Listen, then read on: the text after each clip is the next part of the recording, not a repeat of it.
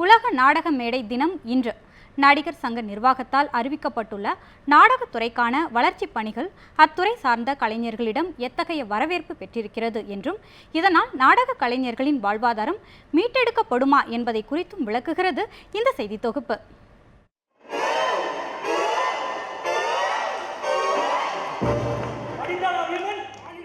மறந்து போன நாடக கலைஞர்களை நமக்கு மீண்டும் நினைவுபடுத்தியதாக அமைந்தது கடந்த ஆண்டு நடைபெற்ற தென்னிந்திய நடிகர் சங்க தேர்தல். தேர்தலில் போட்டியிட்ட முக்கிய இரு அணிகளும் நாடக நடிகர்களை சந்தித்து அவர்களது ஆதரவை பெற மேற்கொண்ட முயற்சிகள் நடிகர் சங்க தேர்தலுக்கு நாடக கலைஞர்களது வாக்கின் முக்கியத்துவத்தை அனைவருக்கும் உணர்த்தியது.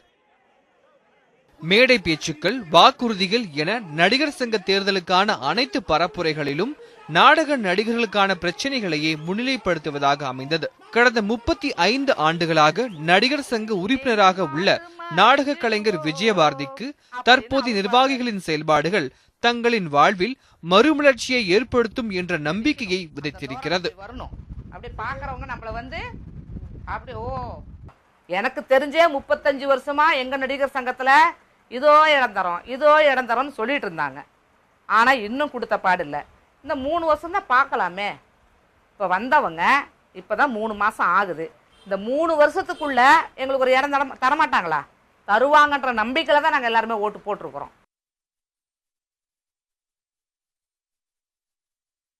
கடந்த தேர்தலில் தேர்வு செய்யப்பட்ட புதிய நிர்வாகிகளை கொண்ட தென்னிந்திய நடிகர் சங்கத்தின் மூலம் மாநில அளவில் உள்ள சங்க உறுப்பினர்களின் முழு விவரங்களை கணக்கெடுக்கும் குருதட்சணை திட்டம் தற்போது முடிக்கப்பட்டுள்ளது. அதேபோல சமீபத்தில் நடைபெற்ற சங்க பொதுக்குழுவில் சொந்த கட்டிடம் கட்டுவதற்கான அறிவிப்பும் நாடக கலைஞர்களிடம் மிகப்பெரிய வரவேற்பை பெற்றிருக்கிறது.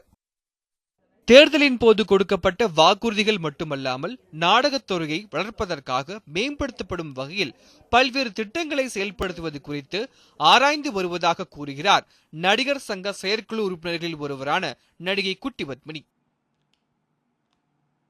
நாசர் சார் பொன்னியின் செல்வன் அந்த நாடகத்தை திரும்பி அரங்கேற்றம் பண்ணணும். அதில் நாடக கலைஞர்களும் அண்டு சினிமா கலைஞர்களும் சேர்ந்து நடிக்கணும் அப்படிங்கிற மாதிரி பல நல்ல, அதாவது அவங்க வேற நாங்கள் வேற அப்படிங்கிற அந்த பாராபட்சம் இல்லாமல் எல்லாருமே ஒன்று, சங்க உறுப்பினர்கள் எங்கள் உயிர் அப்படிங்கிற மாதிரி ஒரு திட்டத்தை கொண்டு வந்திருக்காங்க.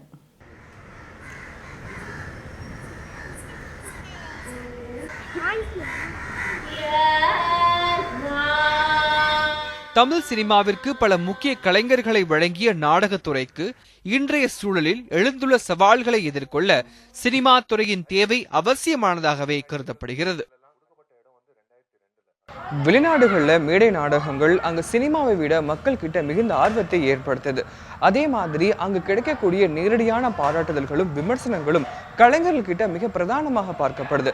தற்போதைய தமிழ் சினிமாவில் ஏற்பட்டிருக்கக்கூடிய இந்த மாற்றமானது மரபு கலை கலைஞர்களுடைய வாழ்வியலையும் மிகுந்த மாற்றத்தை ஏற்படுத்தும்னு நம்பலாம். அழகர், நியூஸ் 7 தமிழ், சென்னை.